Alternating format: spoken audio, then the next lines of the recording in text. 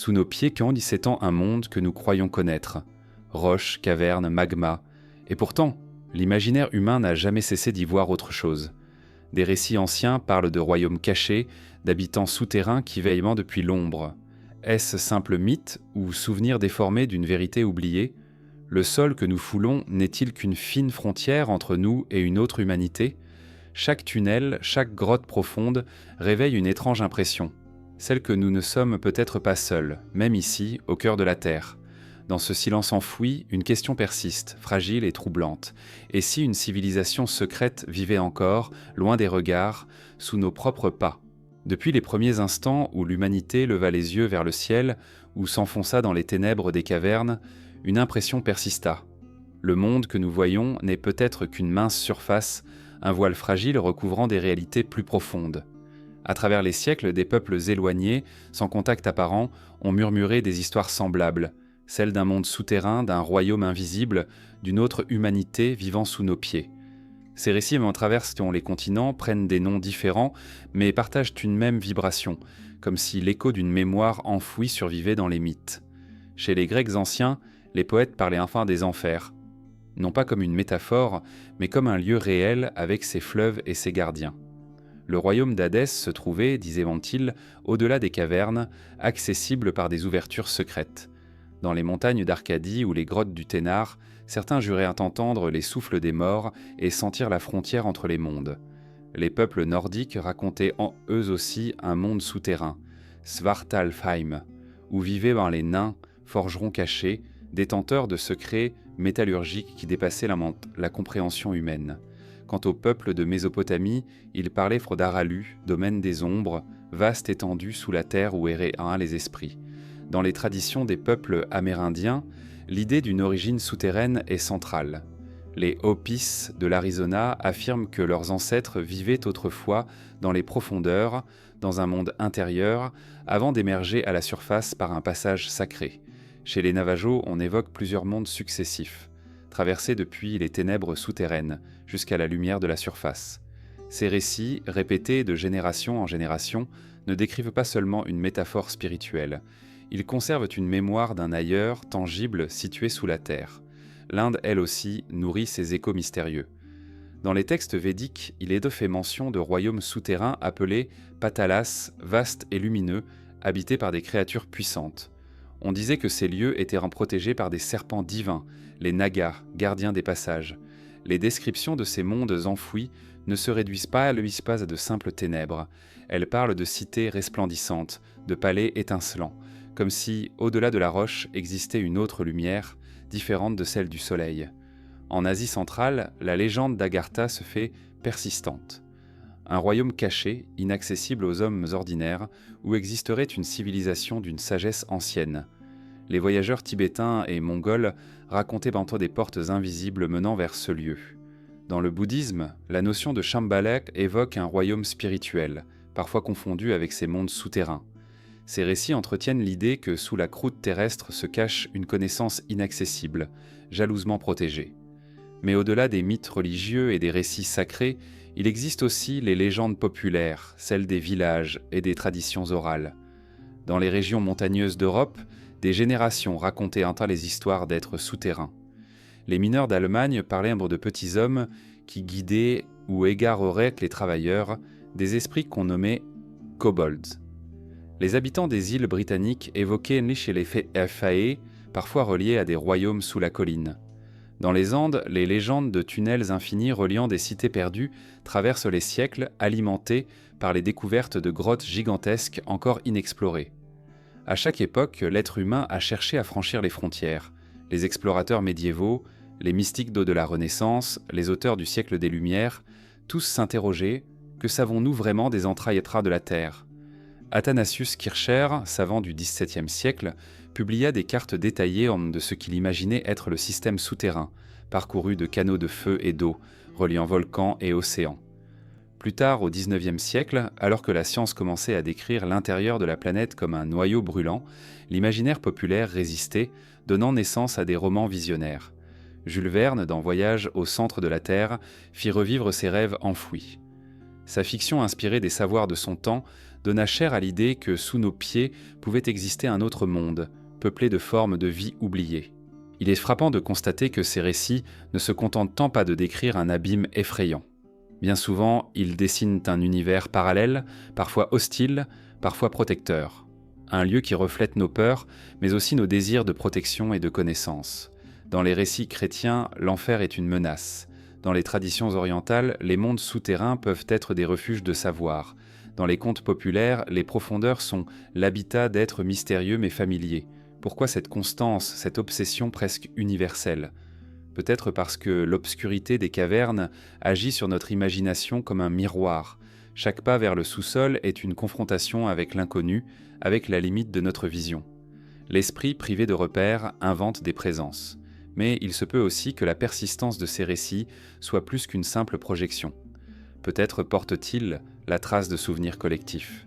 Des civilisations anciennes disparues, réfugiées dans les profondeurs après des catastrophes, des sociétés cachées, préservées de la surface, ou bien, plus simplement, une mémoire de nos propres origines, quand nos ancêtres se protégeaient dans les grottes, croyant y sentir l'écho de forces invisibles. Il est impossible de trancher entre mythe et mémoire, entre croyance et vérité.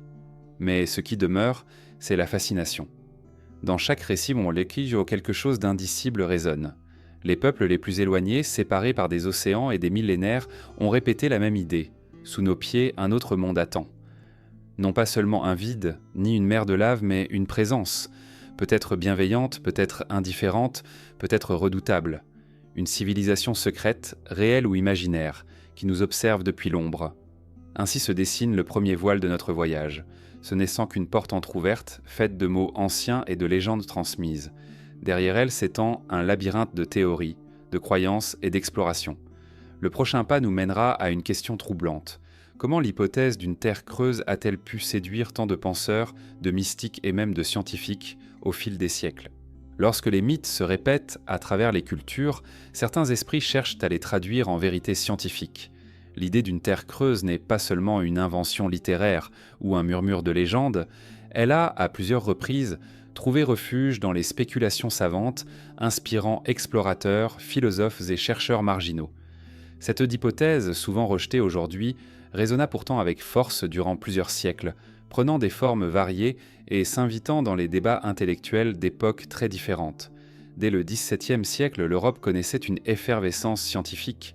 Les découvertes de Copernic, Galilée et Newton avaient bouleversé l'ordre établi. Le ciel, jadis territoire du divin, devenait peu à peu un domaine mesurable. Mais sous nos pieds, l'inconnu persistait. Comment expliquer les tremblements de terre, les volcans, les étranges phénomènes qui semblaient en temps venir du cœur de la planète ? Dans ce contexte, Edmund Halley, astronome célèbre pour avoir calculé l'orbite de la comète qui porte son nom, proposa une idée étonnante. La Terre serait creuse, composée de plusieurs sphères imbriquées. Pour lui, ces couches internes pouvaient abriter de la lumière et, qui sait, peut-être même la vie. Halley n'était pas un rêveur marginal. Il appartenait à la Royal Society. Il fréquentait les plus grands savants de son temps. Pourtant, il osa suggérer que les anomalies du champ magnétique terrestre s'expliquaient mieux si l'on imaginait que notre planète possédait plusieurs enveloppes, tournant à des vitesses différentes, séparées par de vastes espaces. L'hypothèse ne rencontra pas un assentiment unanime, mais elle éveilla la curiosité. Dans l'Europe de l'époque, où le rationnel et le mystérieux se mêlaient encore étroitement, l'idée d'un monde intérieur restait séduisante. Au siècle suivant, des penseurs plus audacieux reprirent le flambeau. Certains avancèrent que ces espaces intérieurs étaient non seulement possibles, mais habités. Les récits de voyageurs rapportant d'immenses cavernes, les découvertes de grottes précédentes spectaculaires en Europe ou en Amérique, renforçaient l'imaginaire d'un monde souterrain. Dans une ère où la cartographie s'étendait à de nouveaux continents, il semblait naturel de supposer que l'intérieur de la Terre cachait lui aussi des territoires inexplorés. C'est au XIXe siècle que l'hypothèse connut son apogée. John Cleves Symmes, ancien capitaine de l'armée américaine, devint l'un de ses plus fervents défenseurs. Il affirme que la Terre était creuse et percée de larges ouvertures au pôle. Selon lui, ces portes donnaient un accès à un monde intérieur, vaste, habitable, et même déjà habité. Symmes consacra sa vie à convaincre le public et les institutions d'organiser une expédition vers ces mystérieuses entrées. Son enthousiasme attira l'attention et il trouva de nombreux partisans. Des conférences publiques furent organisées, des journaux relayèrent ses idées. Pour une partie du public, l'hypothèse cessait d'être une fantaisie pour devenir une possibilité. Dans cette même période, la littérature amplifia le pouvoir de l'idée. Jules Verne, avec son voyage au centre de la Terre, donna chair à ce fantasme. Son récit, où des explorateurs descendaient dans un monde peuplé de créatures préhistoriques et illuminé par des océans souterrains, captiva l'imagination collective. Bien que fiction, ce roman contribua à installer durablement la possibilité d'un univers intérieur dans l'esprit des lecteurs. La science et l'art s'entremêlaient, brouillant les frontières entre hypothèses et récits. Les partisans de la Terre creuse invoquaient plusieurs arguments. D'abord, avait la répétition des mythes. Pourquoi tant de civilisations auraient-elles parlé de mondes souterrains si l'idée n'avait aucun fondement ? Ensuite, les observations de phénomènes naturels inexpliqués. Lumières étranges dans le ciel polaire, variations du champ magnétique, sont venues des profondeurs. Enfin, un argument plus symbolique, l'idée d'une symétrie du monde. Si l'homme habite la surface, pourquoi n'existerait-il pas d'autres peuples à l'intérieur ? Certains explorateurs rapportèrent même des témoignages troublants. Des navigateurs de l'Arctique affirmèrent avoir observé des terres inconnues au-delà des glaces, suggérant l'existence d'un passage vers l'intérieur de la planète. Dans l'imaginaire du temps, les pôles représentaient des portes, des limites encore inaccessibles. Ces récits, souvent embellis ou mal compris, renforçaient la conviction qu'un secret majeur reposait au cœur du globe. Au XXe siècle, malgré les avancées de la géologie et des sciences de la Terre, l'hypothèse ne disparut pas totalement. Elle trouva de nouveaux défenseurs dans les marges de la recherche, souvent mêlés à des récits ésotériques. Certains mouvements occultes en firent un pilier de leurs croyances, reliant l'idée d'une terre creuse au royaume spirituel d'Agartha ou de Shambhala.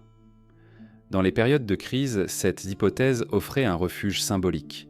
Imaginez que, sous la surface troublée du monde, une civilisation plus ancienne et plus sage attendait. Des récits plus modernes évoquent encore la possibilité de contact. Des auteurs du XXe siècle parlèrent tant de rencontres avec des êtres venus du sous-sol, décrivant des cités resplendissantes, technologiquement avancées, situées bien en dessous de nos pieds. Bien qu'aucune preuve tangible n'ait jamais été apportée, ces histoires continuèrent d'alimenter un imaginaire collectif déjà ancien. Elles rappellent que les frontières entre science, croyance et mythe sont poreuses. Aujourd'hui, la science dominante rejette fermement l'idée d'une terre creuse telle qu'imaginée par Halley ou Sims. Pourtant, l'hypothèse conserve une étrange vitalité dans les marges de la pensée. Elle continue d'être évoquée dans la littérature, dans le cinéma, dans les théories alternatives.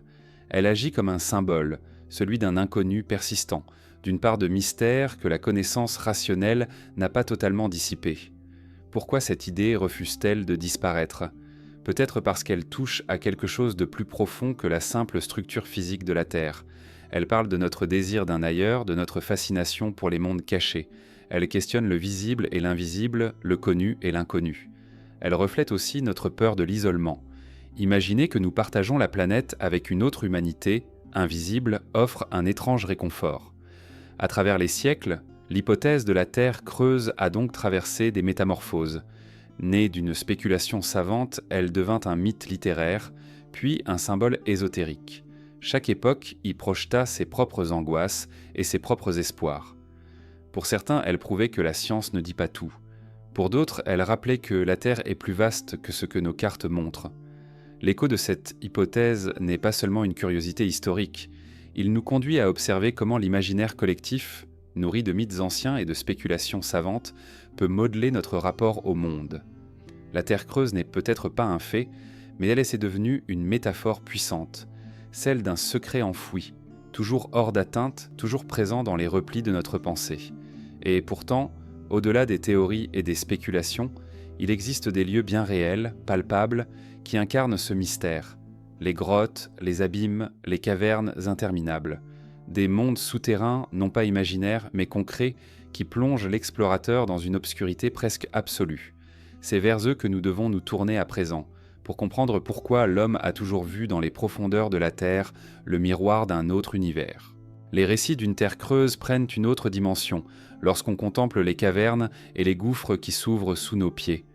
car au-delà des mythes et des spéculations, il existe bel et bien des mondes souterrains, vastes, obscurs, et si étranges qu'ils semblent appartenir à une autre réalité.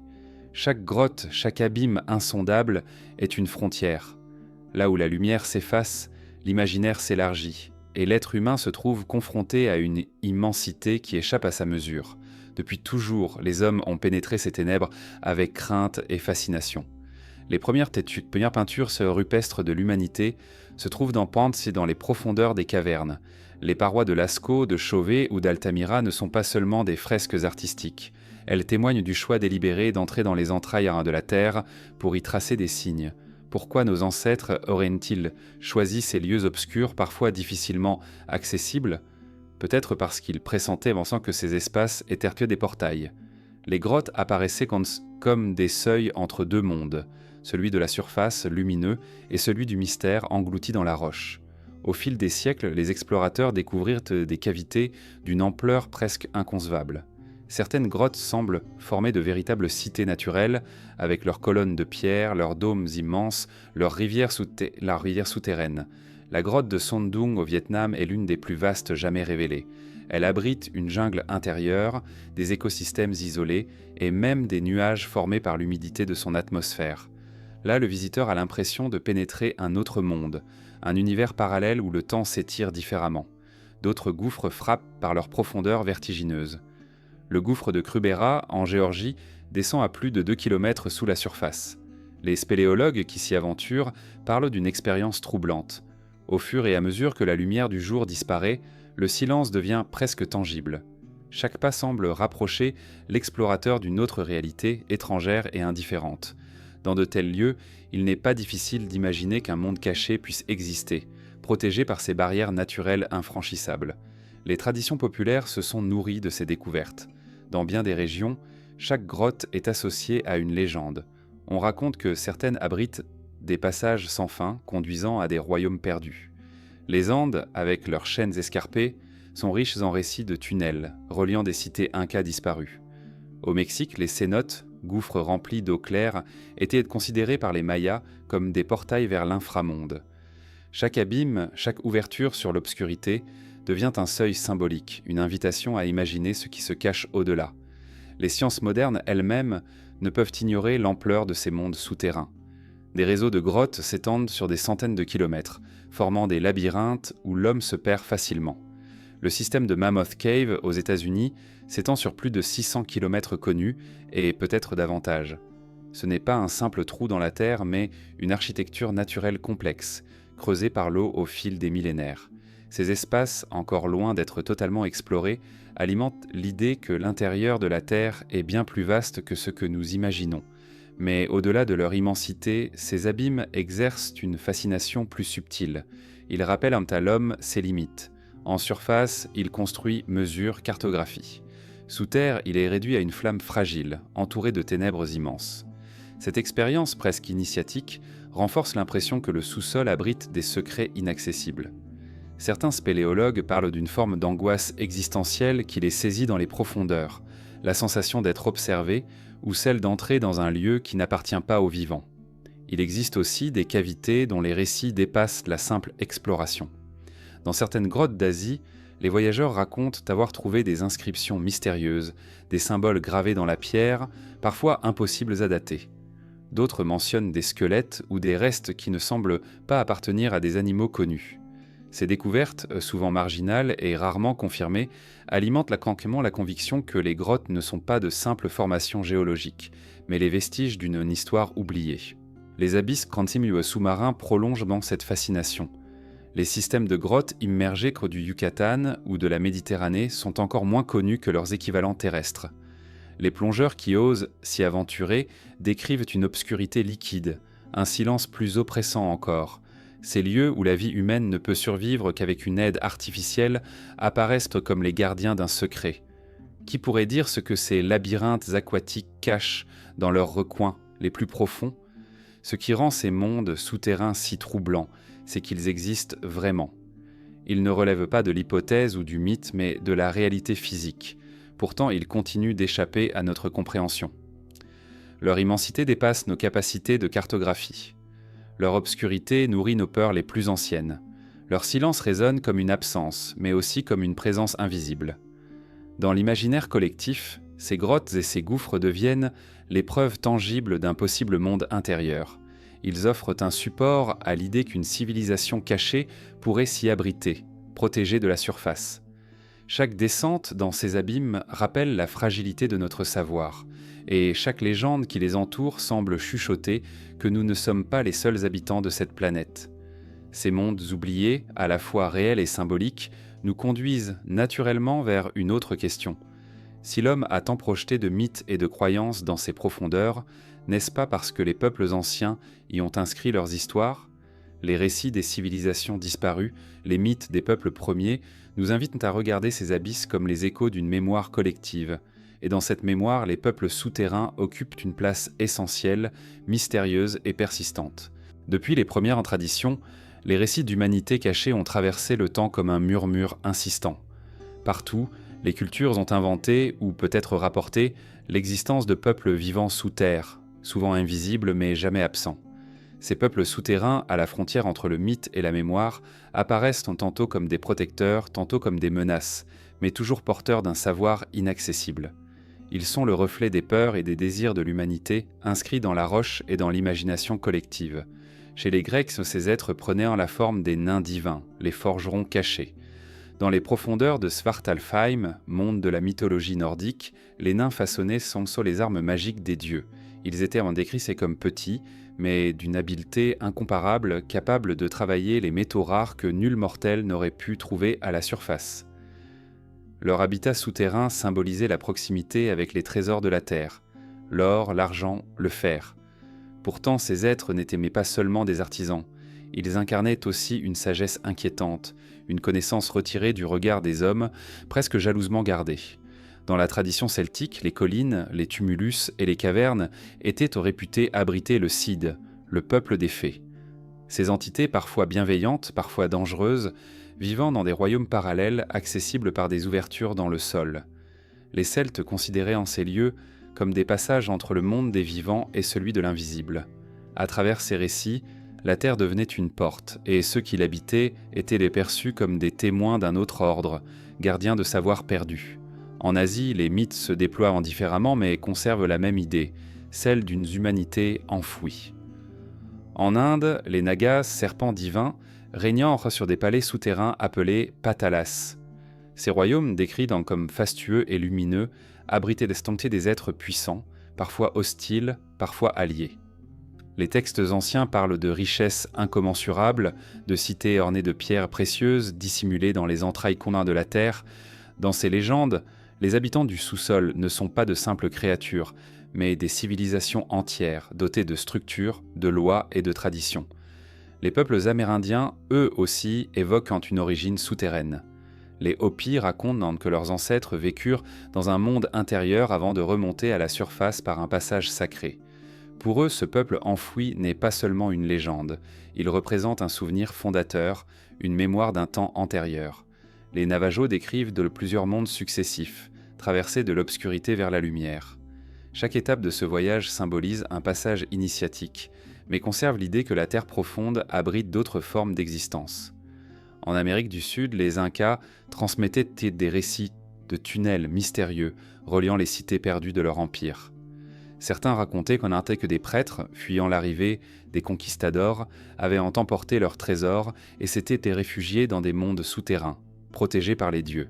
Ces légendes se mêlaient aux découvertes de vastes cavernes dans les Andes, renforçant l'impression qu'un peuple disparu avait choisi la profondeur pour survivre. L'Afrique n'est pas en reste. Dans certaines traditions du centre du continent, on évoque des tribus qui se seraient retirées dans les abîmes pour échapper aux invasions et aux guerres. Les récits parlent de cités cachées, éclairées par des pierres d'œufs brillantes, où ces peuples vivraient encore, invisibles mais proches. Dans ces histoires, le sous-sol devient un refuge, une matrice protectrice, un lieu où se préserve ce que la surface menace. Les traditions sibériennes rapportent elles aussi l'existence d'un monde enfoui. Chez certains peuples, les chamans racontent l'histoire d'êtres souterrains qui influencent Pamprobe à la surface, capables de guider ou de tromper les humains. Leur royaume, décrit comme vaste et mystérieux, serait accessible uniquement à ceux qui possèdent un savoir rituel. Ces récits rejoignent, d'une certaine manière, les légendes mongoles et tibétaines d'Agartha, royaume secret caché sous la croûte terrestre. Partout le sang, l'image de ces peuples souterrains se répète avec une constance troublante. Ils ne sont pas seulement des créatures étranges, ils forment des sociétés organisées, parfois plus sages, parfois plus anciennes que la nôtre. Ils représentent à la fois la menace d'un inconnu invisible et l'espoir d'une humanité plus éclairée. Leur existence mythique agit comme un miroir. En les imaginant, les peuples de la surface expriment leurs propres désirs et leurs propres peurs. Mais pourquoi ces récits sont-ils si universels ? Peut-être parce que l'expérience des cavernes touche à quelque chose de fondamental. L'entrée dans une grotte, le passage dans l'obscurité, est une confrontation avec le mystère. L'esprit privé de lumière invente des présences. Les récits de peuples souterrains pourraient être nés de ces impressions, amplifiées par le besoin d'expliquer l'inexpliqué. Mais il se peut aussi que ces légendes conservent un écho plus ancien, celui de peuples réels, contraints de se réfugier sous terre à des époques de cataclysmes, dont le souvenir se serait transformé au fil du temps. Certains archéologues et chercheurs alternatifs ont tenté d'interpréter ces mythes comme des fragments de mémoire. Les grottes ornées de l'ère préhistorique témoignent d'une vie souterraine, au moins temporaire. Les éruptions volcaniques, les changements climatiques ou les grandes inondations ont pu forcer des groupes humains à chercher refuge sous terre. Les récits de peuples cachés pourraient être le souvenir lointain de ces périodes.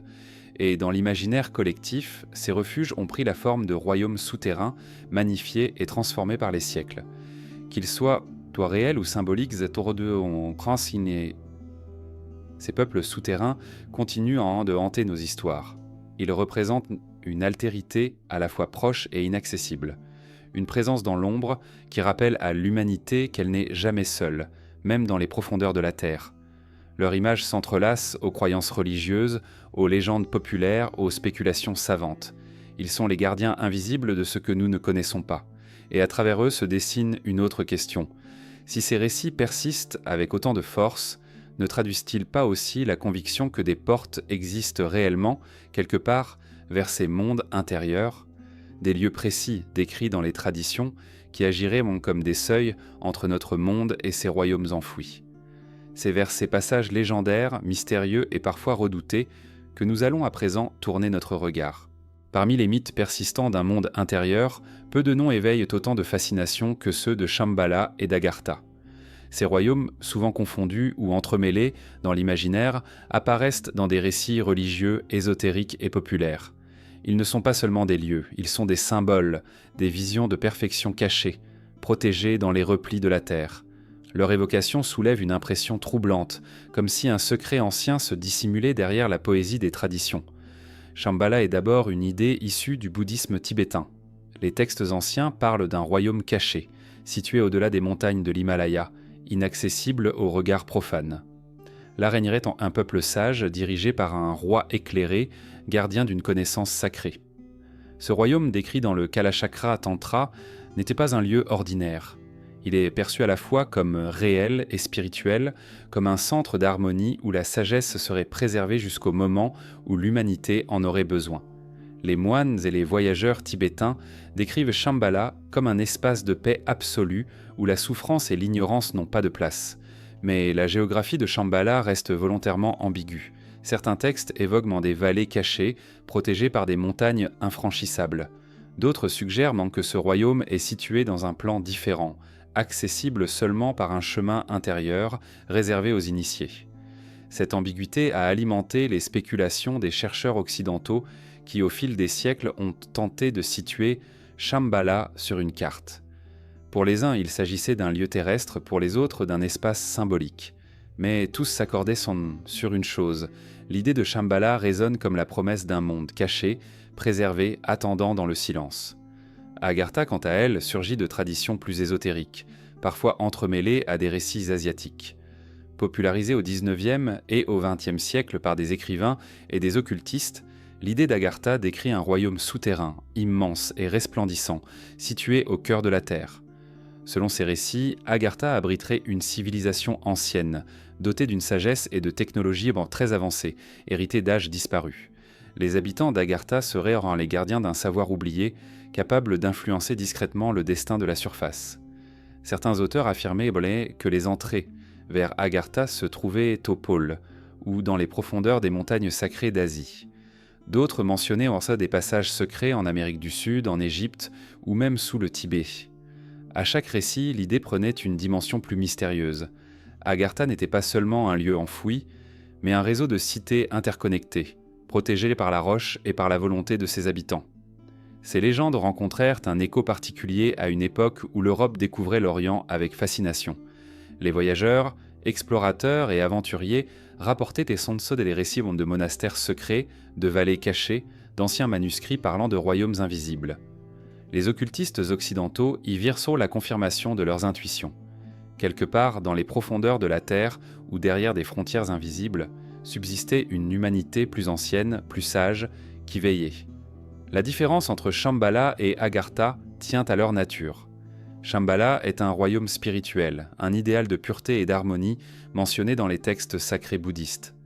Agartha, en revanche, est présentée comme une civilisation souterraine concrète, bien qu'inaccessible, avec ses palais, ses technologies et ses gardiens. Pourtant, au fil du temps, les deux notions se sont confondues. Dans les récits modernes, il n'est pas rare que Shambhala soit décrit comme la capitale spirituelle d'Agartha, ou que les deux soient en vue comme deux facettes d'un même mystère. L'intérêt pour ces royaumes enfouis ne fut pas limité aux cercles ésotériques. Au XXe siècle, certains régimes et organisations se passionnèrent pour ces mythes. Des expéditions furent envoyées en Asie centrale officiellement pour des recherches géographiques, mais alimentées par l'idée qu'il existait un secret à découvrir dans les montagnes tibétaines. Les textes anciens, traduits et diffusés en Europe, accrurent l'aura de mystère autour de Shambhala et d'Agartha. Pourtant, au-delà des fantasmes, la force de ces mythes réside dans leur intemporalité. Ils posent une question universelle. Et si, quelque part, une civilisation plus sage attendait le moment de réapparaître? Shambhala et Agartha agissent comme des promesses, celles que le monde n'est pas aussi chaotique qu'il paraît, qu'il existe des gardiens invisibles, préservant une harmonie secrète. Pour les croyants, ces royaumes sont la preuve que l'humanité n'est pas abandonnée à elle-même. Pour les sceptiques, ils sont le symbole d'un désir collectif, celui de croire en un ailleurs meilleur, caché sous la surface. Certains témoignages modernes ajoutent encore à cette aura troublante.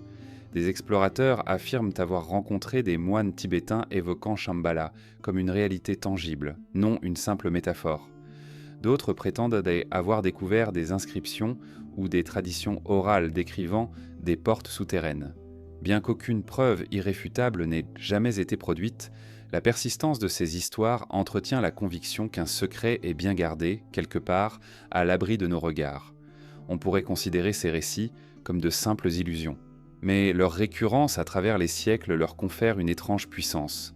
Shambhala et Agartha, qu'ils existent ou non, rappellent à l'homme que son savoir n'est jamais complet.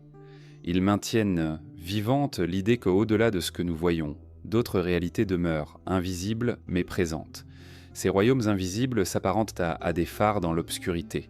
Ils inspirent les chercheurs spirituels, nourrissent les récits littéraires et éveillent une fascination qui traverse les âges.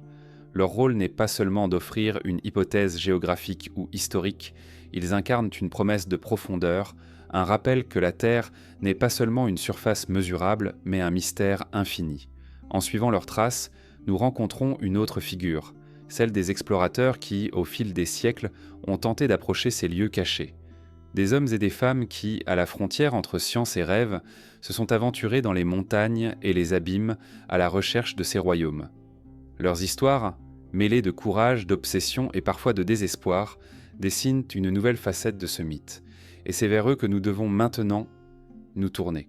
Depuis toujours, l'humanité a été guidée par un désir profond, franchir les frontières visibles pour approcher l'invisible. Lorsque les légendes de royaumes cachés se répandirent, il était inévitable que certains cherchent à les vérifier. Les explorateurs, à la fois fascinés par l'inconnu et habités par l'obsession de percer les secrets de la Terre, se mirent en marche vers les pôles, les montagnes et les gouffres.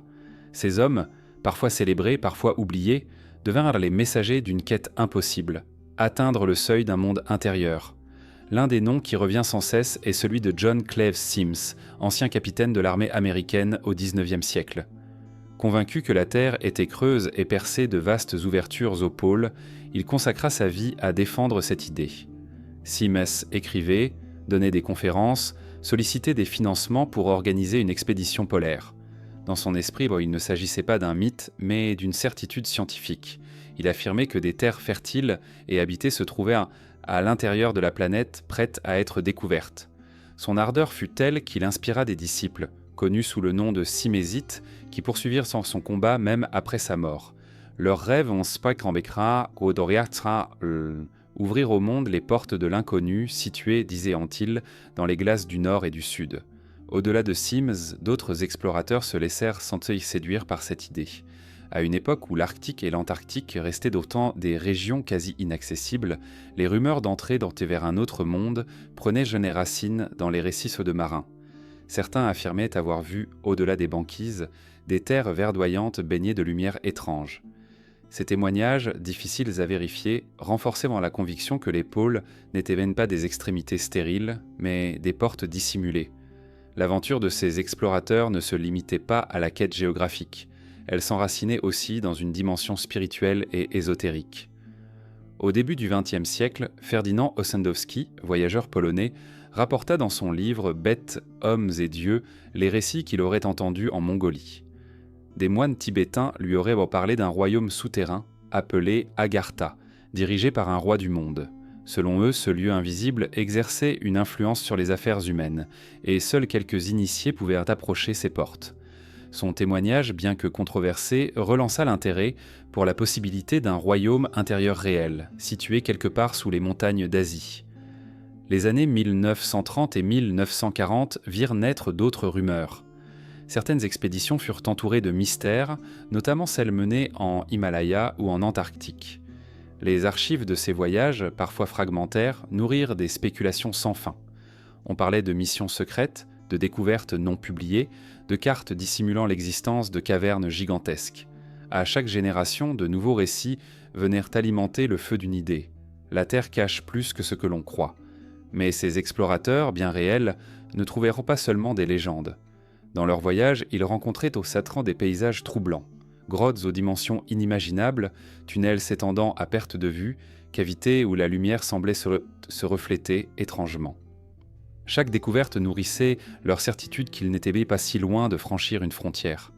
Parfois, ils revenaient avec des histoires de sons étranges résonnant dans les profondeurs, de courants d'air inexplicables ou de rivières souterraines disparaissant dans des abîmes sans fin.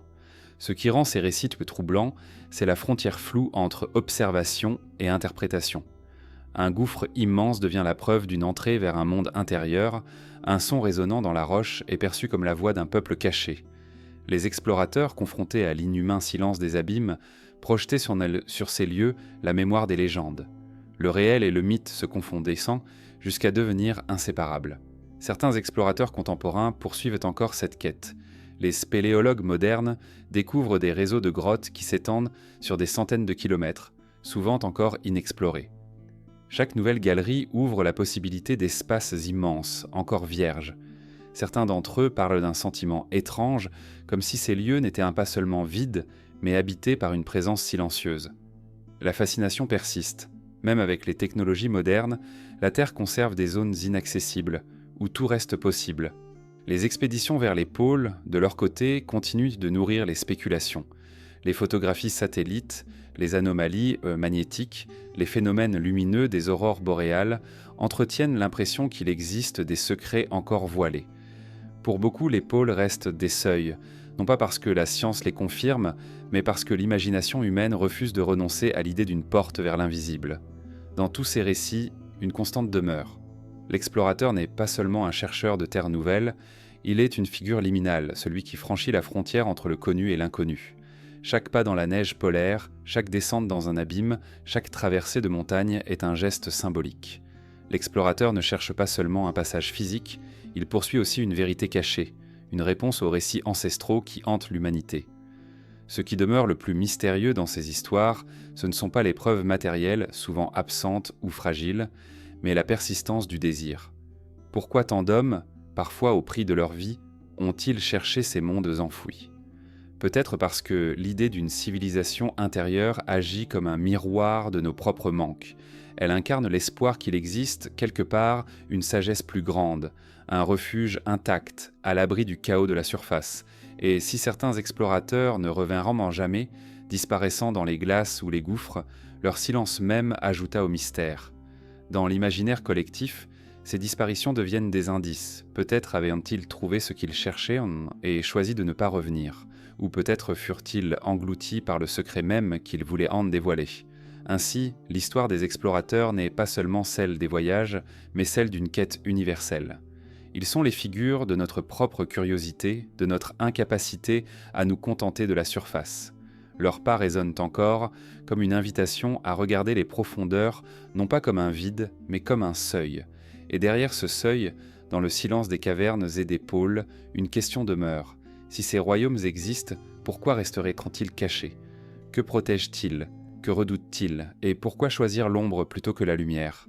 C'est dans les murmures des sociétés secrètes qui reprirent ces récits et les enveloppèrent d'un de silence que nous trouverons peut-être un début de réponse. À mesure que les récits de royaumes souterrains circulaient, ils ne restèrent pas cantonnés aux contes populaires ou aux spéculations d'explorateurs.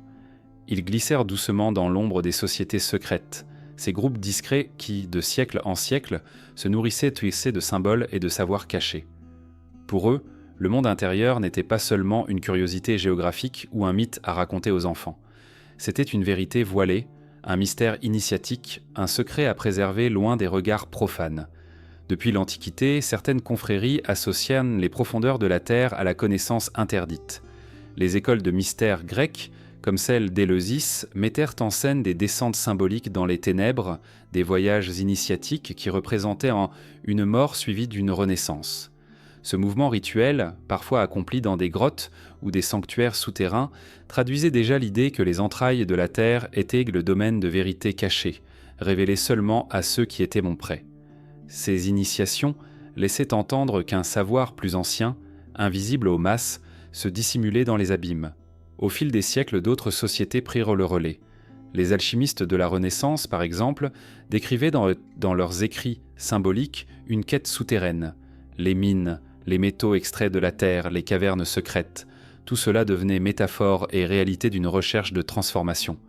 L'alchimiste voyait dans la profondeur le lieu où la matière brute se transmute, où le mystère se concentre. Mais certains textes laissent entrevoir une autre croyance, celle que la Terre elle-même recèle des mondes et des êtres dissimulés, gardiens de secrets immémoriaux. Plus tard, les sociétés rosicruciennes et certaines loges maçonniques s'approprièrent à leur tour ces images. Dans leurs symboles, la descente dans les souterrains représentait toujours un passage vers la connaissance, mais il arrivait aussi qu'elle soit interprétée littéralement, comme un rappel que des royaumes enfouis existent réellement et qu'ils détiennent les vérités interdites de l'histoire humaine. Ces traditions, transmises de manière codée, mêlaient allégories spirituelles et intuitions d'un savoir ancien caché dans la roche. Le XIXe siècle vit émerger une vague d'ésotérisme qui amplifia ces croyances. Helena Blavatsky, fondatrice de la Société théosophique, évoquait des maîtres secrets vivant dans des lieux inaccessibles, parfois associés à Shambhala ou à Agartha. Ces écrits répandirent l'idée qu'une fraternité souterraine, détentrice de la sagesse antique, guidait discrètement l'humanité depuis des cités invisibles. Cette vision influença profondément les cercles occultes d'Europe et d'Amérique, qui commencèrent à intégrer dans leurs enseignements la croyance en une civilisation intérieure. Pour ces sociétés, le monde intérieur n'était pas une simple curiosité exotique. Il devenait un symbole central, l'image d'un refuge préservé des chaos de la surface, où subsistait une humanité supérieure, détentrice de la vraie lumière. Certaines croyances affirmaient même que les habitants de ces royaumes souterrains veillaient sur le destin du monde, intervenant seulement lorsque l'équilibre était menacé. D'autres les voyaient comme des gardiens invisibles, laissant aux hommes de la surface la liberté de leurs erreurs, mais prêts à guider ceux qui sauraient écouter les signes. Il est troublant de constater que ces sociétés n'évoquaient pas seulement les mythes anciens. Certaines parlaient pourtant mais de traditions très précises, entrées dissimulées dans les montagnes, passages souterrains protégés par des monastères ou encore tunnels reliant des continents entiers. Ces récits, transmis de manière discrète, renforçaient la conviction que le monde n'était pas entièrement cartographié et qu'un pan invisible de l'humanité persistait dans l'ombre. Mais pourquoi ce secret ? Pourquoi ces sociétés auraient-elles protégé jalousement une telle connaissance ? La réponse réside peut-être dans la nature même du pouvoir que représentent ces récits.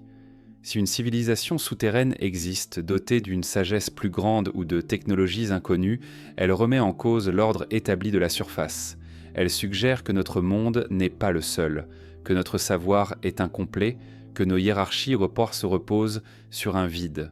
Préserver ce mystère, c'est préserver un pouvoir, ou peut-être un équilibre fragile.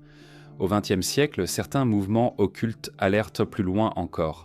Ils lièrent l'idée d'Agartha et de Shambhala à leur propre mythologie. Certains groupes, influencés par des visions apocalyptiques, affirmaient mention que les habitants du monde intérieur interviendraient un jour pour guider l'humanité lors d'un grand bouleversement. D'autres croyaient que ces peuples possédaient des armes ou des forces capables de changer le cours de l'histoire. Dans l'ombre, les sociétés secrètes se nourrissaient de ces croyances, entretenant le sentiment qu'elles détenaient des fragments de vérité interdites. Mais il faut aussi voir dans ces récits une dimension plus intime. Pour les initiés, descendre dans la terre symbolisait descendre en soi-même, affronter ses propres ténèbres, rencontrer ses propres secrets. Les peuples souterrains devenaient alors les reflets de nos profondeurs intérieures, les gardiens des vérités que nous refusons d'affronter. Les sociétés secrètes, en entretenant ces symboles, cherchèrent à rappeler que le plus grand mystère n'est pas seulement enfoui sous nos pieds, mais en nous. Et pourtant ces récits ne restèrent pas confinés aux cercles occultes. Ils passèrent parfois dans le domaine public, alimentant les rumeurs et les témoignages.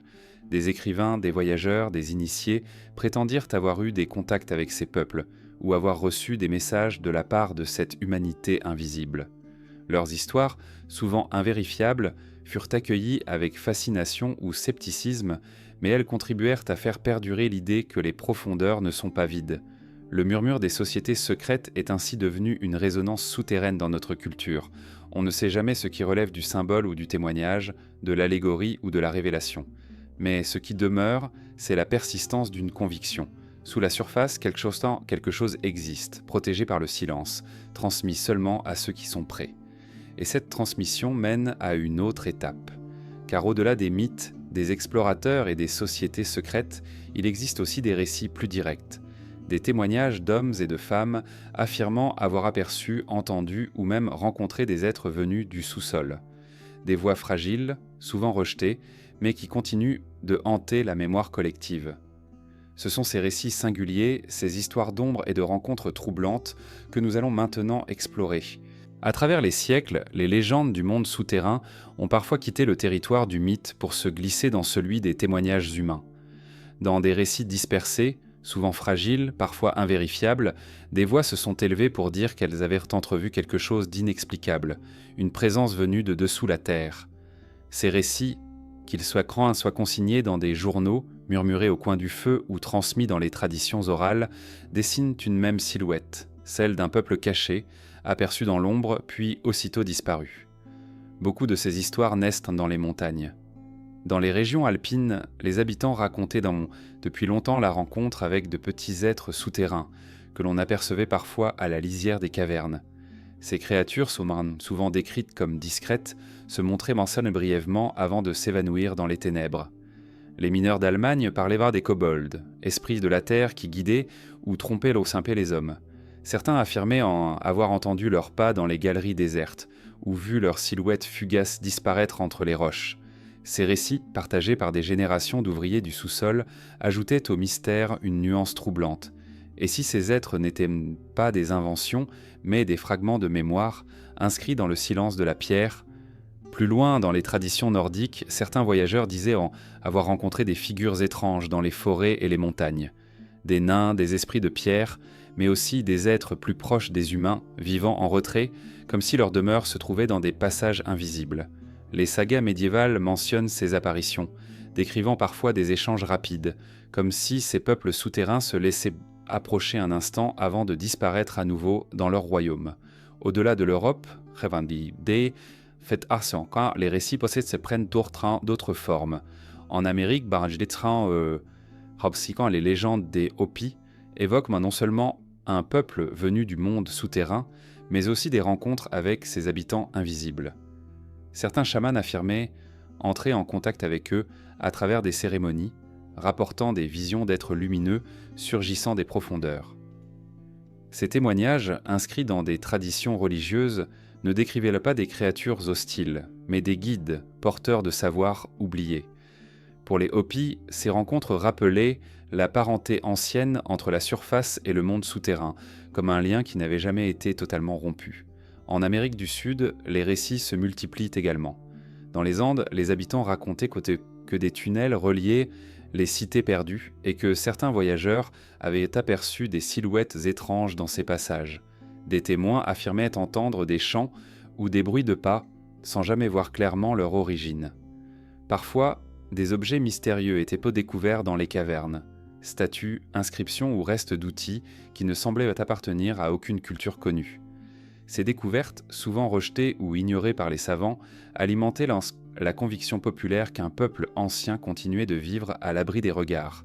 Des récits modernes viennent renforcer ces voies anciennes. Dans certaines régions reculées, des explorateurs racontent avoir ressenti une présence inexplicable. Des spéléologues, descendus dans des gouffres profonds, parlent de bruits inexplicables, de silhouettes entrevues à la limite de leurs lampes, d'un sentiment intense d'être observés. Certains décrivent des yeux brillants dans l'obscurité, disparus aussitôt que la lumière les atteignait. Ces expériences, souvent attribuées à la fatigue ou à l'imagination, laissent cependant une impression persistante, celle que ces profondeurs ne sont pas vides. Au XXe siècle, quelques témoignages frappèrent dans l'imaginaire collectif. Des explorateurs polaires, par exemple, rapportèrent avoir vu des terres verdoyantes au-delà des glaces, comme si un autre monde s'ouvrait devant eux. L'un d'eux affirma avoir rencontré des êtres étranges, bienveillants, qui l'auraient guidé un instant avant de disparaître. Bien que controversés et souvent rejetés, ces récits continuèrent de circuler dans les marges de la mémoire. Ils deviennent les preuves fragiles d'une hypothèse que la science dominante refuse, mais que l'imaginaire ne veut pas abandonner.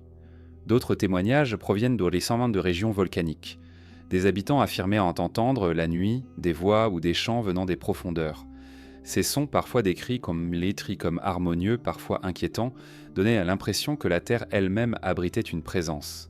Les traditions locales les interprétaient comme les voix d'un peuple souterrain, resté invisible mais actif. Dans certains cas, des témoins prétendaient même avoir vu des figures sortir brièvement des cavernes avant de s'y replonger. Il existe aussi des récits d'échanges plus prolongés. Des voyageurs affirmèrent avoir été accueillis par des habitants du sous-sol, conduits dans des cités souterraines illuminées par des sources de lumière inconnues. Ces histoires, souvent relayées dans des ouvrages ésotériques, décrivent des lieux où règne une paix étrange, habités par des êtres sages et silencieux. Certains parlent de technologies avancées, d'autres de bibliothèques immenses contenant le savoir du monde. Ces récits invérifiables oscillent entre le témoignage et le mythe, mais leur persistance ajoute au mystère. La psychologie des témoins joue un rôle essentiel dans ces histoires. Beaucoup d'entre eux affirment de n'avoir aucun intérêt à inventer. Leurs récits ne leur apportent ni gloire ni fortune, mais souvent l'incrédulité et l'isolement. Pourtant, ils persistent à dire ce qu'ils ont vu, ce qu'ils ont entendu. Leur sincérité, même si elle ne suffit pas à convaincre, entretient l'idée que quelque chose dans les profondeurs échappe à nos explications. Ce qui rend ces témoignages troublants, ce n'est pas leur clarté, mais leur résonance. Ils sont souvent fragmentaires, obscurs, inachevés. Un bruit dans une galerie, une silhouette fugace, une lumière étrange. Mais tous dessinent un même motif, celui d'une présence qui se tient dans l'ombre, qui se laisse deviner sans jamais se révéler complètement. Comme si ce peuple souterrain voulait être perçu, mais non découvert. Ces récits, lorsqu'on les rassemble, forment une trame fragile, un fil reliant les légendes anciennes aux expériences modernes. Ils ne prouvent rien, mais ils entretiennent une impression persistante. Nous ne sommes pas seuls à habiter la Terre. Et si la surface semble nous appartenir, les profondeurs, elles, pourraient bien être partagées.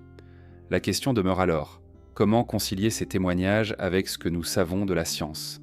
La géologie, la physique et les explorations modernes dessinent une image claire de l'intérieur de la Terre, mais ces récits insistent, comme des voix discordantes. Pour comprendre cette tension entre croyance et connaissance, il nous faut écouter le langage de la science et le comparer aux légendes. Car parfois c'est dans la confrontation entre mythe et savoir que surgit le véritable mystère. Depuis que l'humanité s'interroge sur ce qui se cache sous ses pieds, deux voix se font entendre. L'une ancienne, tissée de récits et de mythes, chuchote l'existence de royaumes souterrains, de peuples invisibles, d'univers intérieurs. L'autre, plus récente, portée par la science géologique, décrit un monde de roches, de couches minérales et de magma brûlant. Ces deux visions semblent irréconciliables, mais elles coexistent encore aujourd'hui, alimentant la tension entre croyance et savoir. La géologie moderne nous enseigne que la Terre n'est pas un espace creux, mais une sphère complexe composée de couches superposées. Croûte, manteau, noyau. Les séismes, en se propageant à travers la planète, révèlent une structure interne dense et dynamique. Le champ magnétique terrestre, les éruptions volcaniques, la dérive des continents sont autant de preuves que notre planète est animée de forces colossales, venues des profondeurs.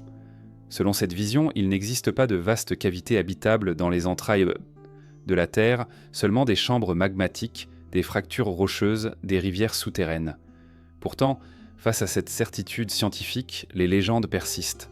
Elles parlent de mondes intérieurs lumineux, de peuples cachés, de royaumes où la sagesse et la paix règnent. Pourquoi une telle divergence ? Peut-être parce que la science extantoréenne, avec sa rigueur, éclaire les mécanismes de la matière, mais laisse dans l'ombre l'imaginaire collectif, les symboles enracinés depuis des millénaires. L'idée d'un monde intérieur ne s'efface pas devant les explications rationnelles. Elle résiste car elle touche une zone plus profonde de notre psyché.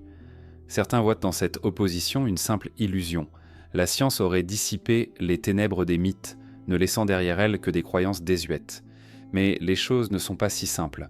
Les grottes immenses, les gouffres sans fond connus, les réseaux de tunnels naturels rappellent à quel point notre connaissance de la Terre reste partielle. Même avec nos instruments modernes, d'immenses zones souterraines demeurent inexplorées. Les spéléologues le savent, descendre dans la pierre, c'est plonger dans un espace encore vierge où tout peut surprendre. Ces lieux réels deviennent les catalyseurs des anciennes légendes. Les anomalies naturelles entretiennent aussi la confusion. Certains phénomènes géologiques, encore mal compris, ressemblent aux échos des récits mythiques.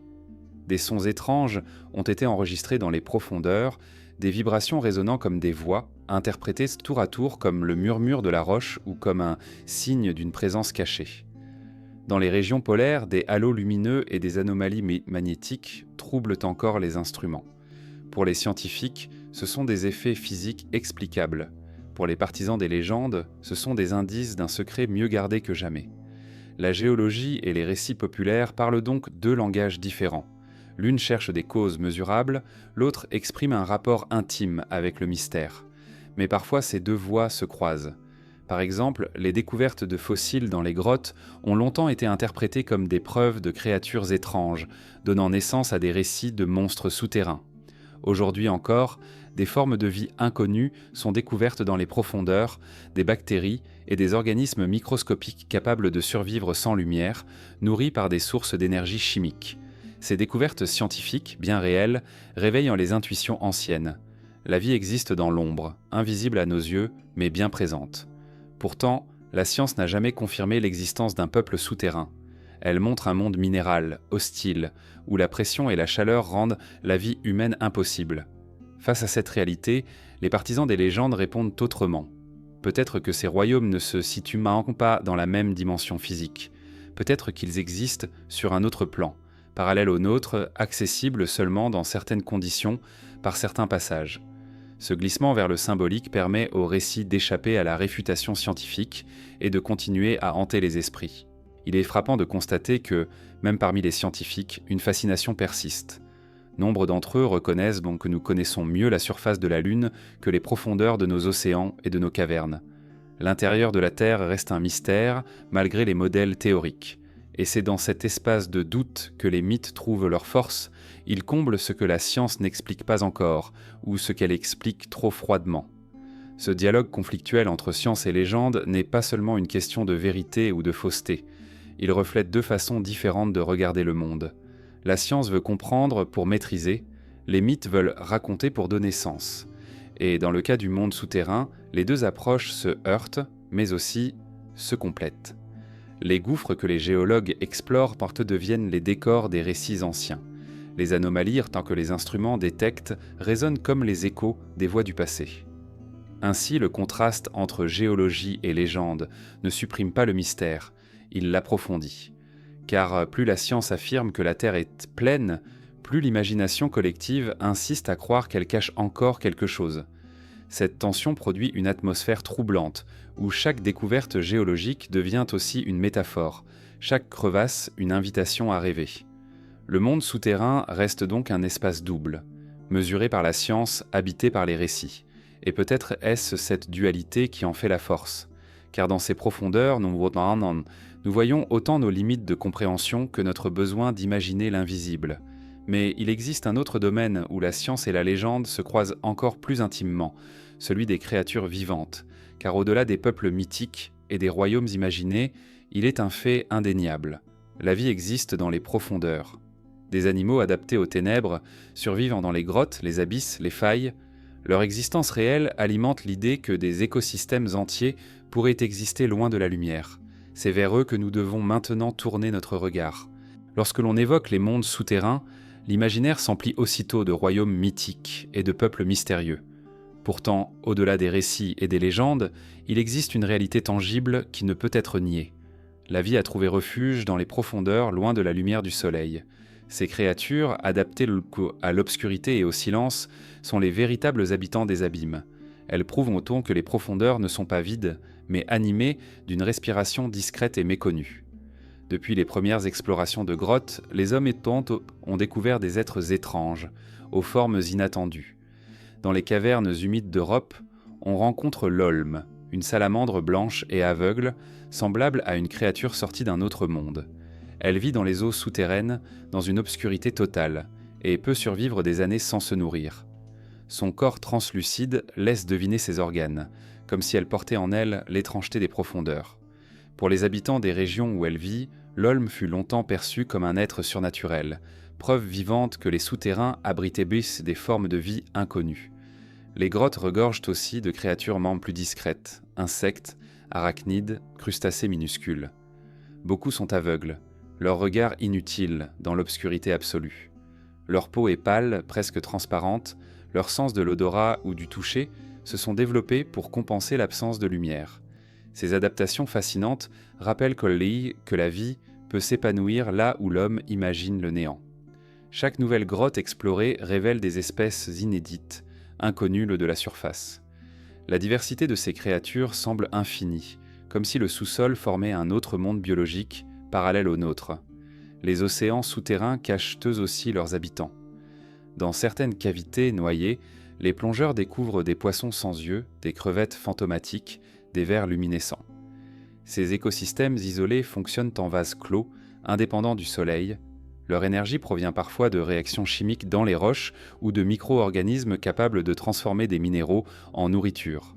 Ces formes de vie définissent nos représentations habituelles, rappelant que la lumière n'est pas indispensable à l'existence.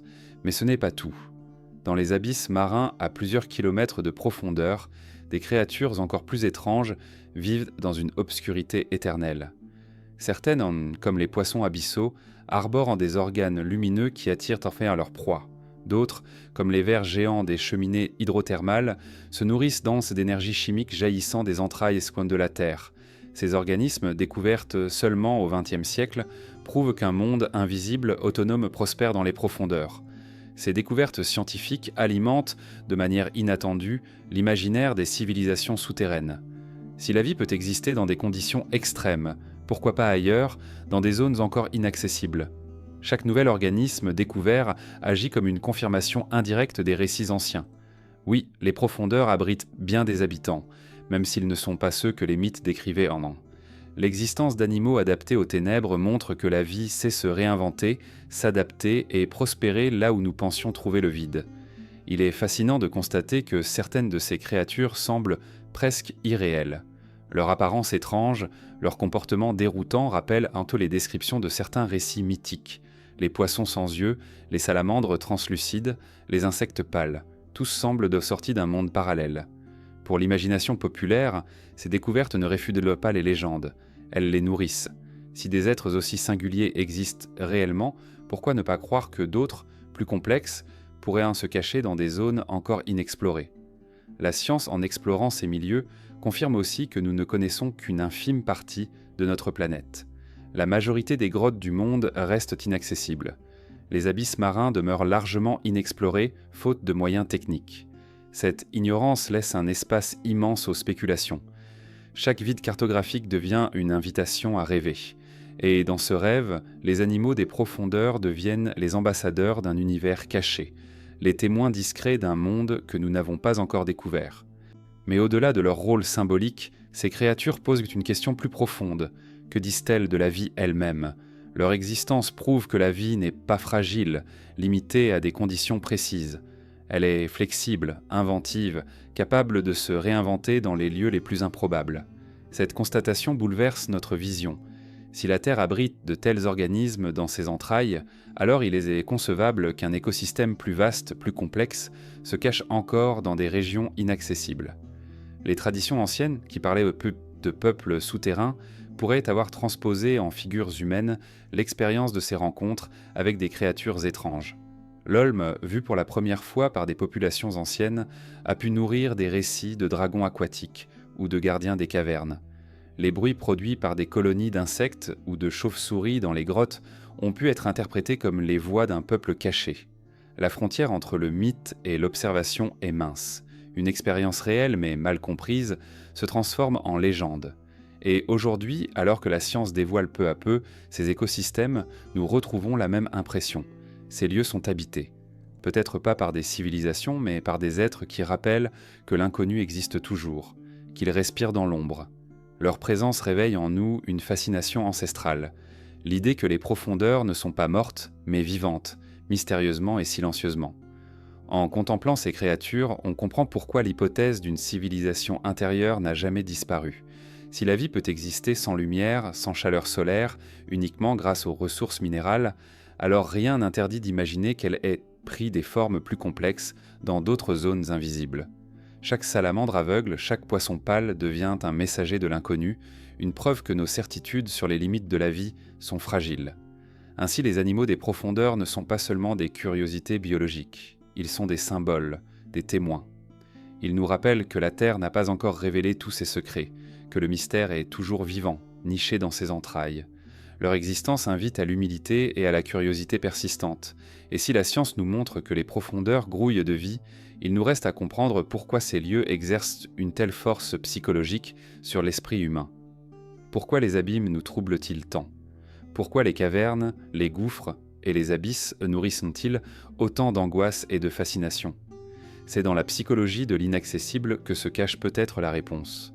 L'homme est un être de curiosité, mais il est aussi un être de vertige. À chaque fois qu'il se trouve face à une limite qu'il ne peut franchir, son imagination s'élance, peuplant l'inconnu de figures, de dangers ou de promesses. Le monde souterrain est l'un de ces territoires interdits. Les cavernes, les gouffres et les profondeurs provoquent en nous une réaction singulière, mélange de fascination et de crainte, d'attirance et de rejet. Comprendre pourquoi ces lieux exercent une telle puissance sur l'esprit humain, c'est explorer les abîmes non seulement de la terre, mais aussi de la psyché. Depuis la préhistoire, l'homme a pénétré dans les cavernes, mais rarement sans un sentiment de solennité. Les peintures pariétales, tracées au fond des grottes, montrent que ces espaces étaient à considérer comme sacrés. Descendre sous terre, c'était entrer dans un autre monde, un lieu de silence et d'étrangeté propice aux visions et aux rites. Psychologiquement, ces lieux représentaient une frontière, quitter la lumière du soleil, abandonner les repères familiers pour entrer dans un espace où tout est transformé. La grotte devenait une matrice à la fois protectrice et inquiétante, où l'homme rencontrait ses peurs et ses mystères. L'obscurité joue ici un rôle central. Privé de lumière, l'œil humain devient impuissant. Dans cette absence, l'esprit projette des formes, invente des présences. Un simple écho devient une voix, une ombre devient une silhouette. La psychologie moderne appelle cela la pareidolie, la tendance à percevoir des figures dans le chaos. Mais pour les peuples anciens, ces expériences étaient en fait des preuves tangibles. Ils avaient en vue, entendu, ressenti autre chose. L'inconscient confronté à l'inconnu crée des récits pour donner sens à l'angoisse. Et ainsi naissent les légendes des peuples souterrains. La claustrophobie est une autre facette de ce rapport psychologique. Les espaces confinés des grottes, où l'air semble manquer, provoquent une peur archaïque. Être sous terre, entouré de pierres, sans horizon, réveille une mémoire primitive, celle d'un retour dans la matrice, mais aussi d'un risque d'ensevelissement. Ce double sentiment, refuge et menace, explique pourquoi les profondeurs nous attirent autant qu'elles nous effraient. Elles deviennent le symbole de l'inaccessible, un espace qui promet quelque chose mais qui peut aussi nous engloutir. La verticalité ajoute au vertige. Les gouffres et les abysses rappellent notre fragilité. Devant un vide qui s'enfonce à perte de vue, l'esprit humain vacille.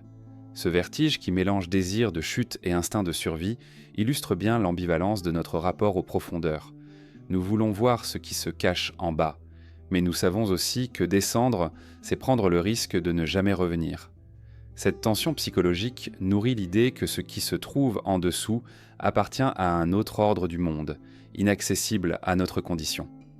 Les psychanalystes ont souvent interprété le monde souterrain comme une métaphore de l'inconscient.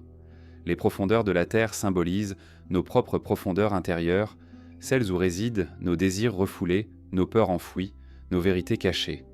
Descendre sous terre, dans les mythes comme dans les rêves, c'est affronter ce que nous tenons dans l'ombre de nous-mêmes.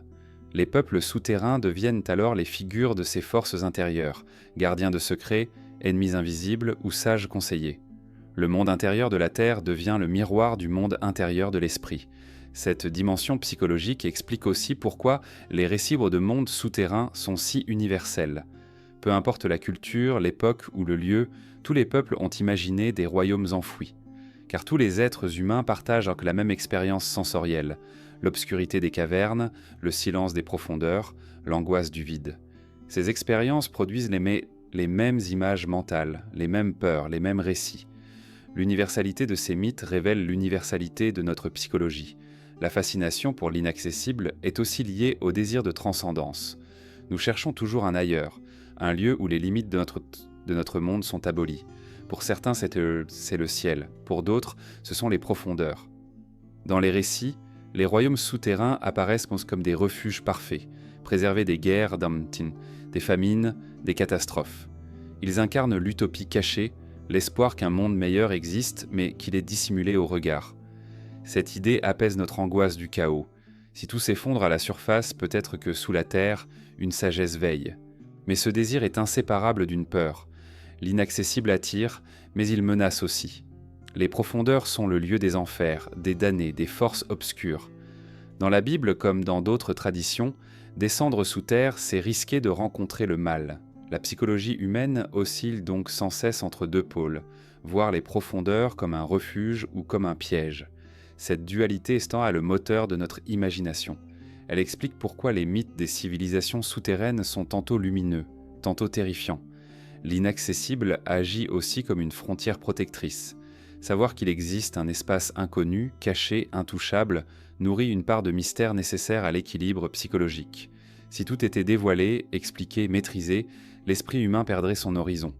Le secret des profondeurs maintient vivant un espace de rêve et d'angoisse, une zone où l'imagination peut continuer à travailler. Ainsi, le monde souterrain n'existe peut-être pas en tant que réalité physique, mais il existe comme un espace psychique indispensable.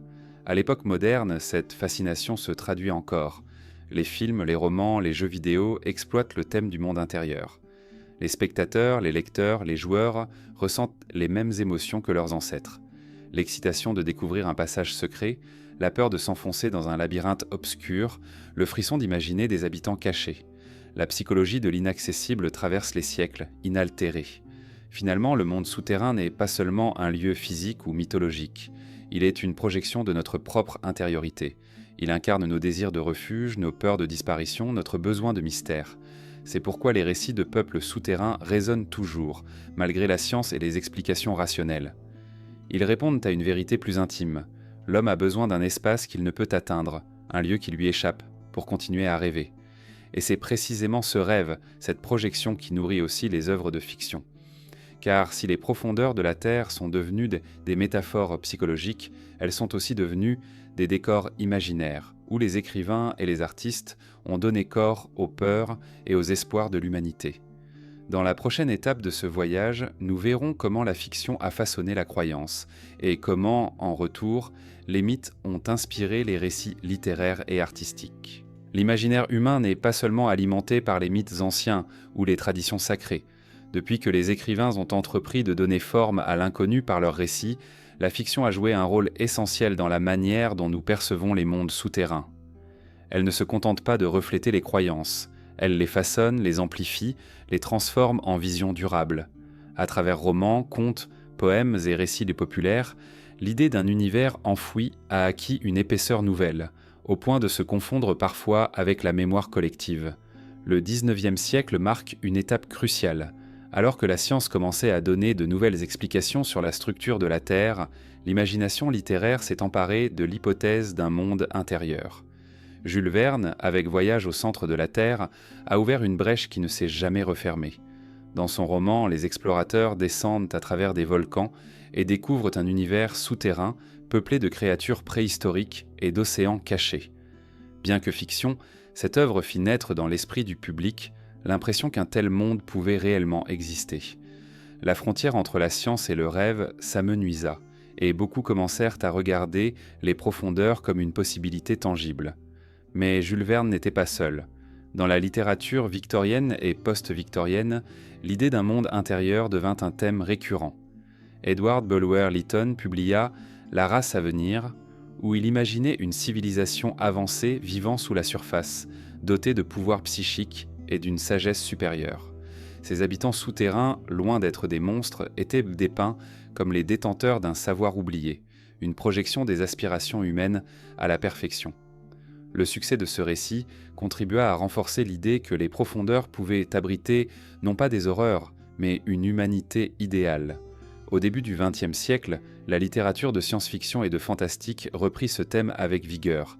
Edgar Rice Burroughs, créateur de Tarzan, inventa aussi le monde de Pellucidar, un univers immense situé à l'intérieur de la Terre, éclairé par un soleil intérieur. Ces récits, pleins d'aventures et de découvertes, popularisèrent l'image d'un monde intérieur luxuriant, habité par des peuples et des créatures étranges. Le succès populaire de ces histoires donna une nouvelle vie à l'hypothèse de la Terre creuse, qui cessa d'être seulement une théorie marginale pour devenir un décor familier de l'imagination collective. La fiction, cependant, ne se limita pas à l'aventure. Elle joua aussi avec l'inquiétude et l'angoisse que suscitent les profondeurs. H.P. Lovecraft, maître du fantastique, décrivit dans ses récits des civilisations anciennes enfouies dessous la surface, des créatures tapies dans les stalpes, dans les abysses, prêtes à ressurgir. Pour lui, les mondes souterrains étaient lampes liées à la terreur cosmique, l'idée que l'homme n'est qu'un intrus dans un univers peuplé d'êtres plus anciens, plus puissants, dont l'existence échappe à notre compréhension. Ces visions sombres et oppressantes influencèrent durablement la culture populaire, donnant aux profondeurs une aura d'épouvante. Au cinéma, les mondes intérieurs trouvèrent aussi leur place. Dès les débuts du film d'aventure, les réalisateurs s'inspirèrent des récits de Verne et de Burroughs pour mettre en scène des expéditions souterraines. Les images de cavernes immenses, de créatures oubliées et de civilisations enfouies firent vibrer les spectateurs. Avec le temps, le cinéma exploita la dualité de ce thème, tantôt un monde merveilleux et fascinant, tantôt un univers menaçant et oppressant. La fiction visuelle donna un corps encore plus concret à l'imaginaire, rendant palpable l'idée qu'un autre monde se trouvait sous nos pieds. Mais ce qui était frappant, c'est que ces récits fictifs n'ont pas seulement diverti.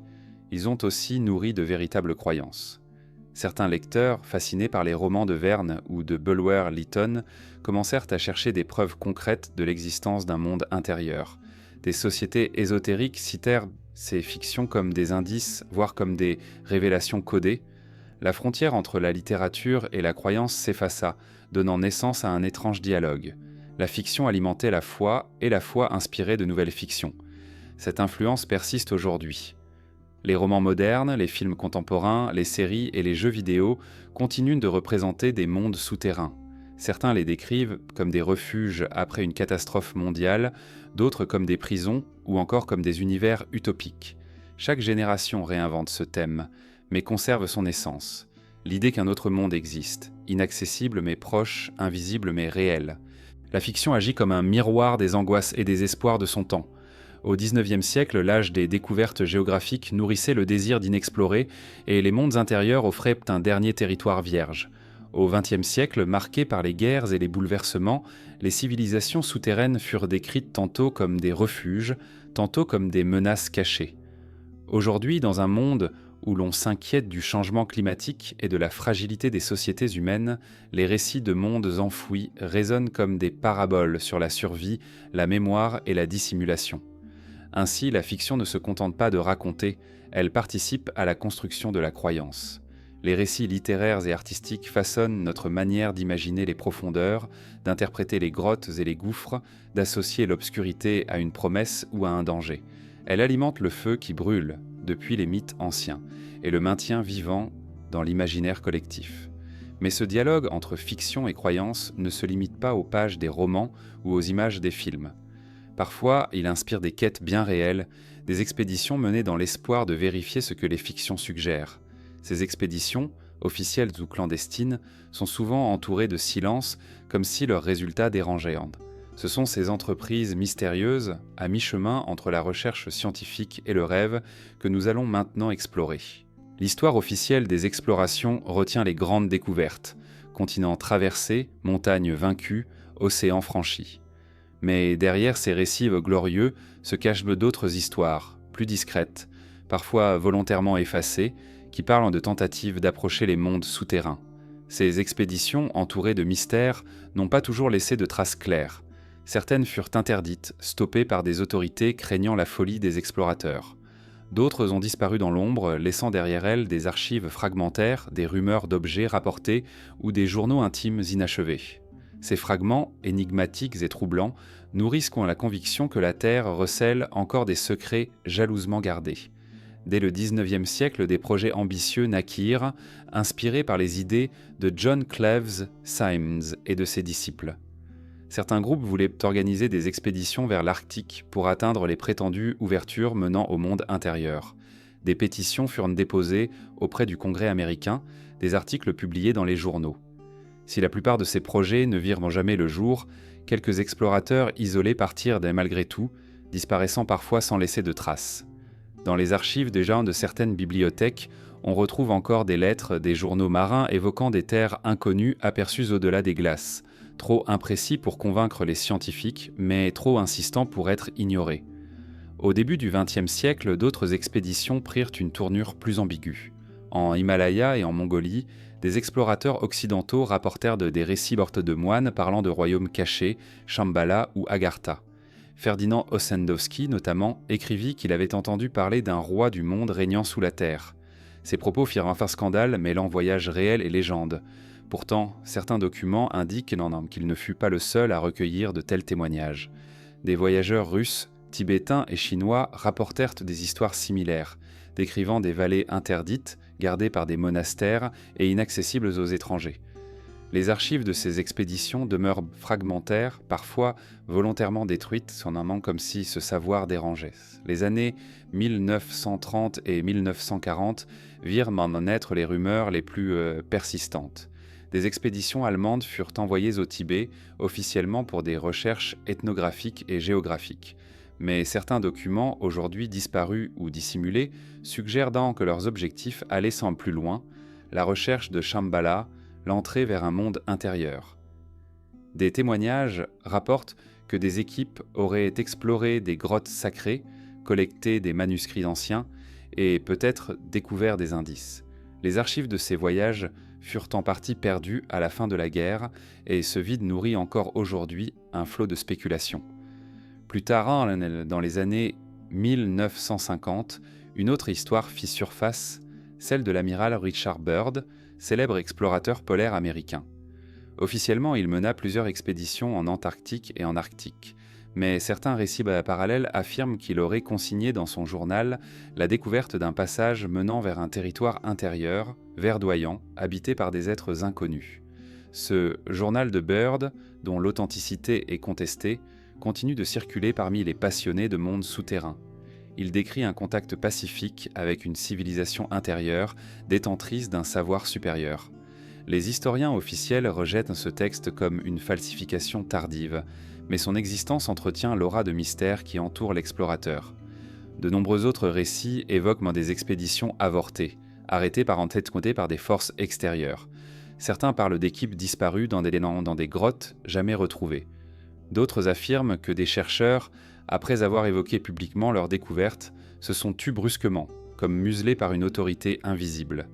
Ces silences, plus que les récits eux-mêmes, alimentent l'impression qu'un secret existe et qu'il est activement protégé. Il existe aussi des archives fragmentaires, manuscrits oubliés, cartes énigmatiques, documents incomplets, qui laissent entrevoir des pistes sans jamais donner de réponse. Dans certaines bibliothèques monastiques d'Asie, des textes anciens évoquent des tunnels reliant des vallées cachées. Dans des archives coloniales d'Amérique latine, des rapports mentionnent des réseaux de grottes immenses, associés à des cultes locaux parlant de peuples invisibles. Ces documents, trop flous pour constituer des preuves, persistent comme des ombres dans les histoires officielles. Ce qui intrigue le plus dans ces expéditions interdites ou perdues, ce n'est pas tant ce qu'elles disent que ce qu'elles ne disent pas. Les trous dans les archives, les pages manquantes, les récits interrompus sont autant de silences qui résonnent plus fort que les mots. L'impression se dégage que chaque fois que l'on s'approche trop du cœur du mystère, quelque chose intervient pour effacer les traces. Peut-être s'agit-il simplement du hasard, de l'usure du temps, des destructions liées aux guerres, mais certains y voient là la marque d'une dissimulation volontaire. Cette idée d'un secret protégé nourrit l'imaginaire des sociétés contemporaines. Beaucoup pensent que les gouvernements ou les institutions scientifiques possèdent des informations sur des découvertes troublantes dans les profondeurs, mais qu'elles sont gardées secrètes pour éviter le chaos ou la remise en cause de nos certitudes. Les archives manquantes deviennent alors des preuves négatives. Ce qui a disparu doit avoir été important. L'interdit, le silence et la perte deviennent ainsi des moteurs puissants de croyance. Ce que l'on nous cache semble plus réel que ce que l'on nous montre. Les expéditions interdites et les archives perdues fonctionnent comme des énigmes ouvertes. Elles ne prouvent rien, mais elles empêchent toute certitude. Elles laissent un espace où le doute prospère, où l'imagination peut projeter ses propres visions. Et si certaines de ces expéditions avaient réellement approché un monde souterrain, si elles avaient en rapporté des preuves trop dérangeantes pour être révélées, l'absence d'indices tangibles interdit toute conclusion, mais le vide laissé par ces silences agit comme une présence invisible. C'est ce vide qui fascine, qui inquiète, qui attire. Ce chapitre de l'histoire nous laisse donc avec un sentiment étrange, celui que des fragments de vérité existent peut-être, dissimulés dans des archives inaccessibles ou effacées. Et ce sentiment nous mène vers une réflexion plus vaste, car derrière la question des preuves et des expéditions se cache une interrogation universelle. Pourquoi l'homme ressent-il le besoin de croire à ce qui est caché ? Qu'est-ce qui nous pousse à chercher un ailleurs invisible, malgré l'absence de certitude ? C'est dans le poids du doute et dans la soif d'au-delà que nous trouverons une partie de la réponse. L'histoire des civilisations souterraines est tissée de silences, de récits fragmentaires et de croyances persistantes. Mais ce qui frappe le plus, ce n'est pas tant la solidité des preuves que la force du doute. Dans ce doute vit quelque chose de profondément humain, un besoin irrépressible de croire qu'il existe un ailleurs, invisible, qui prolonge ou dépasse le monde que nous connaissons. Cette soif d'au-delà n'est pas seulement une curiosité intellectuelle, elle est une pulsation intérieure, un mouvement de l'âme vers ce qui échappe. Depuis toujours, l'homme se sent entouré par l'inconnu. Le ciel étoilé, les océans, les déserts, les forêts profondes, tous ont suscité la même fascination. Mais les profondeurs de la Terre occupent une place particulière. Elles sont proches et inaccessibles à la fois. Chaque pas posé sur le sol résonne sur un mystère invisible. Cette proximité rend le doute plus pressant. Si quelque chose existe sous nos pieds, pourquoi ne pourrions-nous pas le voir ? Pourquoi cette frontière semble-t-elle si fine, mais jamais franchie ? Le doute agit ici comme une force paradoxale. D'un côté, il inquiète car il rappelle à l'homme qu'il ne maîtrise pas tout, qu'il demeure ignorant d'une partie de son propre monde. De l'autre, il attire car il laisse ouverte la possibilité d'un secret, d'une découverte bouleversante. C'est dans cet espace entre peur et espoir que se loge la soif d'au-delà. Le doute devient fertile, il nourrit les récits, entretient la mémoire des légendes, inspire les chercheurs et les rêveurs. La psychologie humaine a besoin de ce doute. Une réalité entièrement dévoilée, entièrement maîtrisée, deviendrait étouffante. Le mystère, lui, ouvre un horizon. Il rappelle que le monde est plus vaste que nos certitudes, que chaque vérité peut être prolongée par une autre. Cette dynamique explique pourquoi, malgré les explications scientifiques, les récits de peuples souterrains persistent. Ils ne s'effacent pas parce qu'ils répondent à un besoin plus profond que celui de la preuve, le besoin de croire que quelque chose existe au-delà de notre regard. La soif d'au-delà s'exprime dans toutes les cultures. Elle prend la forme de mythes de paradis perdus, de royaumes cachés, de civilisations idéales. Ces récits me traduisent un désir universel, celui de penser qu'il existe quelque part un lieu préservé, intact, à l'abri des violences et du chaos de la surface. Le monde souterrain devient alors le réceptacle de cette espérance. Invisible, il échappe aux destructions de l'histoire, caché, il demeure pur. Il incarne la promesse d'une humanité meilleure, gardée dans l'ombre en attendant son heure. Mais cette espérance est inséparable de l'inquiétude, car l'au-delà n'est pas toujours lumineux. Il peut aussi contenir nos peurs les plus archaïques, l'enfer, les damnés, les forces obscures. Le doute, en ce sens, est double. Il nous attire par l'espérance d'un salut et il nous glace par la menace d'un gouffre. Cette dualité est essentielle. Elle maintient l'équilibre entre fascination et crainte, entre l'appel et le rejet. Sans elle, le mystère perdrait sa puissance. L'histoire des expéditions interdites, des archives perdues, des témoignages d'ombre prend tout son sens dans cette dynamique. Car ce qui frappe, ce n'est pas tant la véracité de ces récits que leur persistance. Même en l'absence de preuves, même face aux démentis, le doute demeure. Il devient un compagnon silencieux, un écho qui ne disparaît jamais. Chaque explication rationnelle laisse une zone d'ombre, chaque réponse soulève une nouvelle question. Cette spirale maintient la croyance vivante, nourrie par l'absence même de certitude. La soif d'au-delà est aussi une quête existentielle. L'homme, conscient de sa finitude, cherche toujours un prolongement. Les royaumes souterrains deviennent alors des métaphores de cette quête. Ils incarnent l'idée qu'il existe un lieu caché où la vie se poursuit, où la sagesse s'accumule, où la mort elle-même perd sa dureté. Descendre sous terre, dans les récits, c'est souvent rencontrer les ancêtres, les dieux ou une autre humanité. Le monde intérieur de la terre devient le miroir du monde intérieur de l'âme, un espace où l'inconnu se transforme en promesse. Dans les sociétés modernes, ce besoin n'a pas disparu. Il se traduit différemment, à travers la fascination pour les théories alternatives, les récits ésotériques, les fictions qui imaginent des univers cachés. Internet aujourd'hui diffuse et amplifie ces croyances, leur donnant une nouvelle vigueur. Mais le mécanisme reste le même. Face à un monde où tout semble connu, balisé, expliqué, l'esprit humain réclame des zones d'ombre. Le doute redevient un espace de liberté, où l'imagination peut s'élancer. Il est possible que les civilisations souterraines n'existent pas. Mais leur force symbolique, elle, est bien réelle. Elle nous rappelle que l'homme ne se satisfait jamais du visible, qu'il a besoin de croire en un ailleurs, même invisible, pour donner sens à son existence, que le doute, loin d'être un échec, est une source de vitalité. Le poids du doute et la soif d'au-delà révèlent donc quelque chose de plus profond que la simple question d'un monde intérieur. Ils dévoilent la condition humaine elle-même, fragile, incomplète mais habitée par un désir incessant de franchir les frontières. Les civilisations souterraines ne sont peut-être qu'un rêve, mais elles sont aussi le reflet de notre incapacité à accepter que tout soit déjà découvert. Elles gardent vivant le sentiment qu'il reste encore des secrets, que le mystère n'a pas disparu. Et c'est peut-être cela, au fond, qui importe le plus. Non pas de savoir si un peuple caché existe réellement, mais de reconnaître que leur image nous nourrit, qu'elle nous empêche de sombrer dans l'ennui d'un monde trop cartographié. Ces récits maintiennent en nous une étincelle, celle qui nous pousse à croire que, sous la surface muette de la terre, un silence attend, porteur d'une vérité encore voilée. C'est vers ce silence que nous allons maintenant nous tourner. Car au-delà du doute et des récits, il reste la question la plus vaste et la plus troublante. Que cache encore la terre silencieuse et pourquoi persiste-t-elle à garder ses secrets ?